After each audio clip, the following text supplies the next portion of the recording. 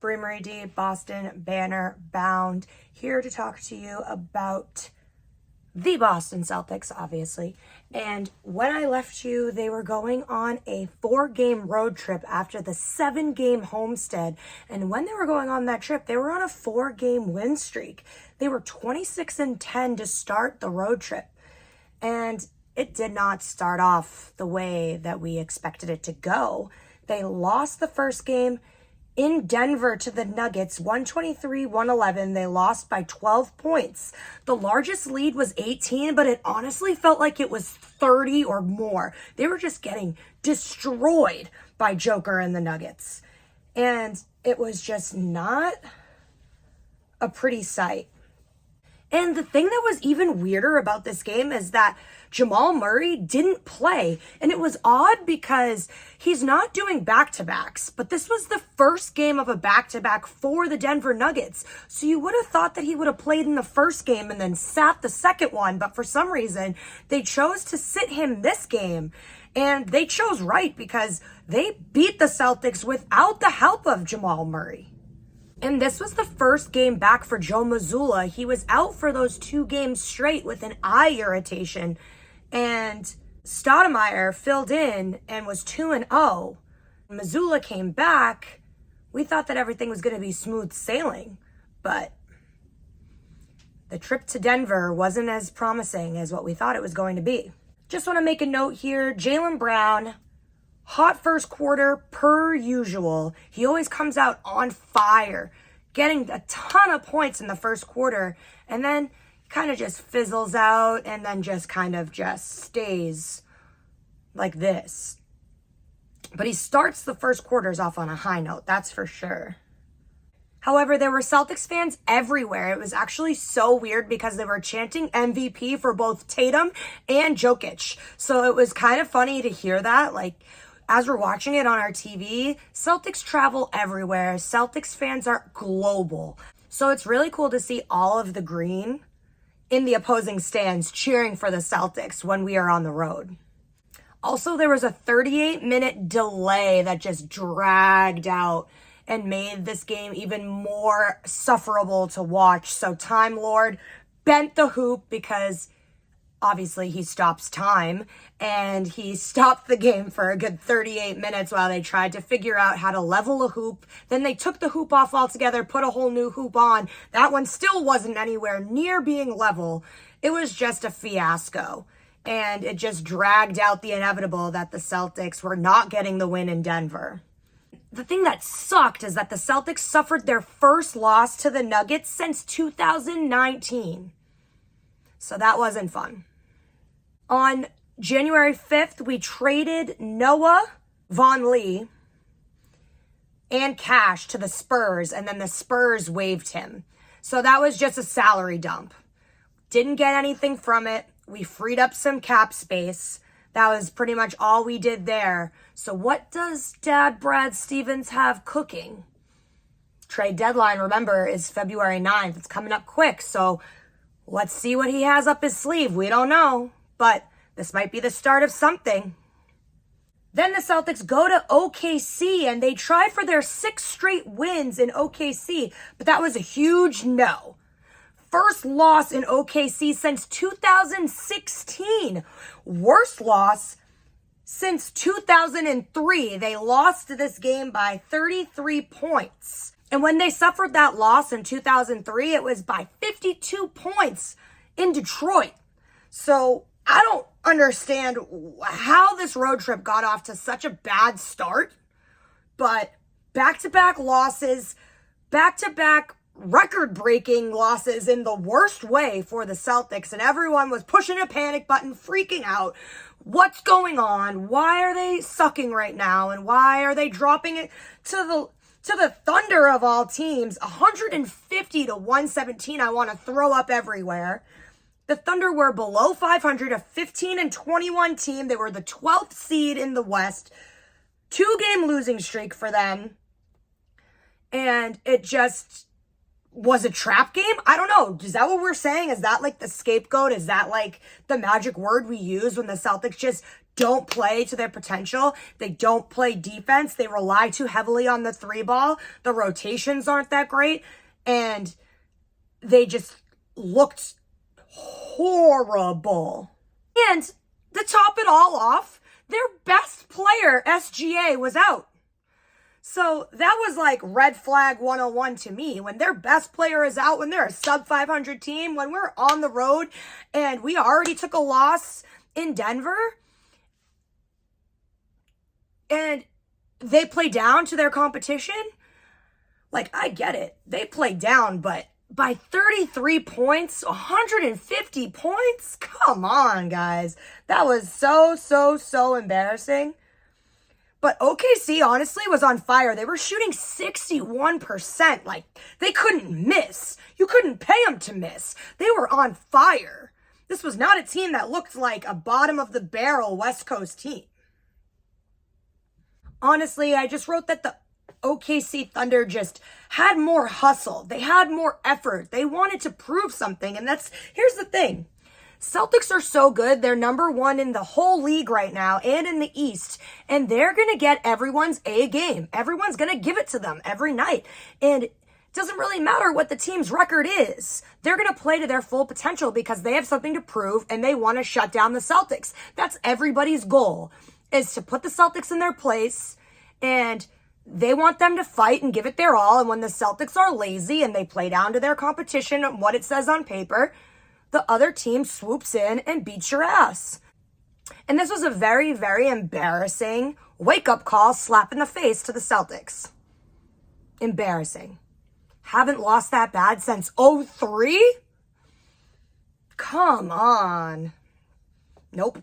I thought I was living a fucking nightmare. Also, tonight was the third time in Celtics history that they've allowed 150 points in a game. And the last two times, other than that night, was in the 70s. The 70s, bro. Like, we're talking decades. They hadn't been that bad in decades. I mean, everybody has an off night, but damn. And in case you were wondering, the record for most points the Celtics had ever given up in a single game in regulation was back in 1979 to Detroit, and that was 160 points. So they were 10 away from that terrible historic number in a bad way. Like, no. Please don't be breaking any records or setting any records in a negative way. We don't need that. And 5 players, 5 from OKC had 20 points or more in the game. Like, that's just unheard of. So good for them. Give them their flowers. They didn't take the Celtics lightly at all. And they came out victorious, and they got that win on the Celtics. And that was the first time since 2016. Yikes. Then the Celtics finally get their heads out of their ass and they turn it all around and they go and they see Luka and the Dallas Mavericks and they beat them, blowout, 29 points, redemption game written all over it. Is this the Celtics MO? 1,000% it is. You want to get blown out by a shitty sub 500 team, but then you want to blow out a top team in the West? Of course you do. They won this game 124-95. They swept the Magic in regular season series. And the Mavericks were on a 7-game win streak. So not only did they just beat Luka to pieces in his own court, he broke their 7-game win streak. They had the highest win streak going in the league at that time. And the Celtics snapped their 2-game losing streak to get back in the win column.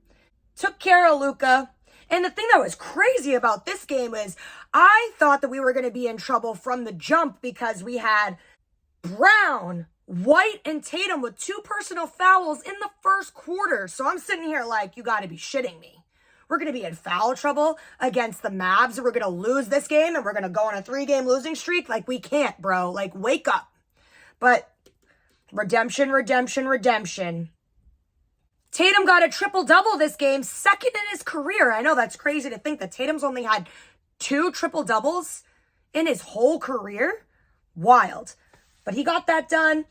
29, 14, and 10. Brown had 19. Smart had 15. White had 10. Grant had 12. Brogdon had 15. So when you see distribution throughout the board, double figures 5 players or more, typically the Celtics are going to win that game. Luka only had 23 and 9, so they quieted Luka as best as they could, and they got that win. You blow out a top-tier team, but you lose to a sub-500 team. Tell me you're the Boston Celtics without telling me you're the Boston Celtics. Ridiculous. Make it make sense? I have no idea. Luka always eats. That's why he is MVP for his team, but respectfully, they have no one else. So that's why, again, I make this claim that Tatum, even though he should get that award, people like Luka, Joker, Giannis, they are basically their whole team. For Tatum, he has the help of Brown, and it's like a 1A, 1B situation. So it's really tough to make that case for Tatum that he is the sole MVP of the Boston Celtics because he has help. And, you know, obviously it's too early to say who's going to win this race. Tatum is obviously in the running, but as much as it sucks to say, having someone as good as Brown as your duo hurts you a little bit when it comes to an MVP claim. So we're going to obviously see how that plays out. All NBA contracts become fully guaranteed if a player isn't waived by January 7th. So that's why they made that trade to get rid of Noah, to get up that money, to hopefully, during the trade deadline, get somebody else to fill that roster spot. So this is what I thought was going to be another trap game for the Celtics. They then went to San Antonio and took on the Spurs. They were 13 and 26. This was their second night of a back-to-back, and before they beat the Pistons the night before, they were on a 3-game losing streak. So they ended up beating the Spurs 121-116. Again, kind of a close game. Should have been a blowout. Team only has 13 wins the whole season, okay? They're 14th in the West. It's just, blah. I hate how they, aren't that competitive when it comes to a team that's, you have to scroll down to see where they are in the standings. Come on, bro. Should be a walk in the park, but for some reason it's a close game. Josh Richardson, former Celtic, as it always goes, dagger 3 to tie the game with 30 seconds left, 116-116. But then finally, the Celtics just ended up closing out the game, 121-116. Caught the win barely. I don't understand what it is. Kryptonite to them is literally sub-500 shitty teams. I'll never understand it. Make it make sense. Please figure it out, Celtics, because I can't keep dying every time you play a shitty-ass team like this. So then they came home, played the Bulls tonight, won this game 107-99. This was a very close game, and Smart didn't play. Bradley, Ball, and Green did not play. This was the first game that Rob Lob, Time Lord, Lob God, Block Party Williams is in the starting lineup, and he crushed it, obviously. He got a lob, he got a block, he did it all. You could just tell the energy on the court when he is on it is just raised to another level, and I love to see that for the big guy. But you know what I noticed today? There was more use of the bench and early in the game. He threw in Peyton Pritchard in the first quarter. However, he didn't see the game again. He only played 2 minutes. But Hauser, Cornette, Brogdon, White, they all got minutes in the first quarter. So Joe Mazzulla was trying some new things. Only Smart was out. So it was interesting to see the different, substitutions and rotations that Joe was trying. And obviously, people have been asking him, when is Rob going to get back implemented into the starting rotation? What's the deal? The double big, Al and Rob, they wanted to see that again because it was so successful last year. And he kept just saying, listen, I'll decide that when I feel like deciding that. And so we saw it today, worked out, got the win. DeRozan left the game with an injury, a quad strain in the third quarter. But for the most part, it was a close game. I think the largest lead was 16 for the Celtics. They cut that lead to 5. You know how they go. They hate third quarters. And then they kind of carried on into the fourth quarter. The Celtics were kind of, taking their foot off the gas. Not great, but they still won the game 107-99. It came down to the wire, though. Very close at the end of the game.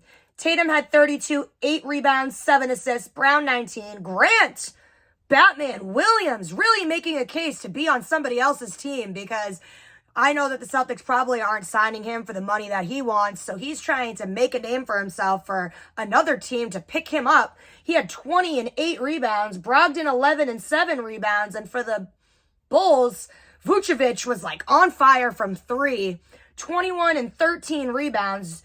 Levine had 27, 7, and 6 assists, and DeRozan, before he went out, had 13 points. So now the Celtics are maintaining the number 1 spot in the East, the number 1 spot in the league, and they're on a 3-game win streak. Now they're taking on the Pelicans on Wednesday, but guess what? No Zion. So is this going to be another trap game? I honestly don't want them to fall for it. They need to do better at home. If you're home, you need to be winning these games. Hands down, no question. Get it done. And then they go to the Nets. And we just found out that Kevin Durant is out for a month. So that might cool off the Nets that have been red hot. I hate to say it. It literally makes me want to throw up. But the Nets are right on our tail for that 1 seed. And they've been doing really well. Out of 20 games, they're 18 and 2. So let's see what the absence of Kevin Durant is going to do to their team and their dynamic for the next month. We'll see how they do on Thursday against the Brooklyn Nets in Brooklyn. And then they have a mini series in Charlotte. They take on the Hornets twice. I love these little mini series, to be honest with you. So teams that we play like 4 times in a season, I love when we play them twice in a row. It's kind of like giving me baseball vibes, because when baseball plays each other, they play a team like literally 5 days in a row. And I just think that that's cool. I like the NBA is implementing that type of little mini series thing. It also obviously helps on the travel and cuts down on people's traveling. Like, why would I have to come back to Charlotte twice if I can just play here in 3 days, like twice in 3 days? That's easier than me flying there than flying there in a month from now. It makes a lot more sense. So that's going to be interesting to see. Sorry, I was a day late. Obviously, I wanted to just recap the 4-game road trip and then recap the homestead, but it's only a 2-game homestead. So I'll recap the Pelicans and then the Nets and the mini series of the Charlotte situation when those wrap up. But I'm just glad that I'm on here talking about a 3-game win streak, because I was this close from coming on here and flipping the fuck out after that OKC embarrassment.